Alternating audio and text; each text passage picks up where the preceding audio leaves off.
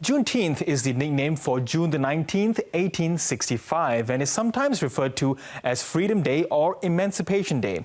And that's because it marks the end of slavery that came shortly after the end of the Civil War. But the story of African slaves gaining freedom began 2 years earlier with the Emancipation Proclamation. Now, this was an executive order by President Abraham Lincoln to change the legal status of enslaved African Americans in Confederate states from slaves to permanently free. But slave owners in Texas refused to acknowledge this. That was until this man, General Gordon Granger, arrived in Galveston, Texas on June 19, 1865 to read out this general order, informing the people of Texas that all slaves were free and that the relationship between them and their former owners was that of employer and employee. Since then, June 19th has been celebrated with parades, festivals, and barbecues in the backyard.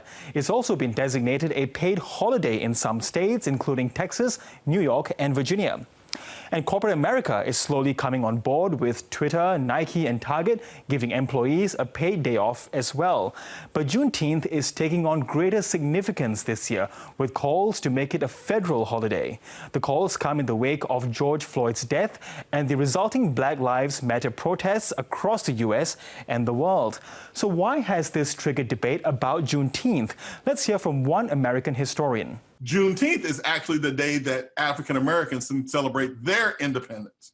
So with all of the conversation around racial equality and justice in the United States, a lot of people are turning to Juneteenth as a symbol, as a way they can celebrate and honor the sacrifices that African Americans have made in the United States and around the world. And so the push is on from politicians and celebrities alike, including singer Pharrell Williams. Now, he posted a long thread on Twitter calling on state governors to make Juneteenth a holiday. But federally, it'll be up to Congress to make that happen.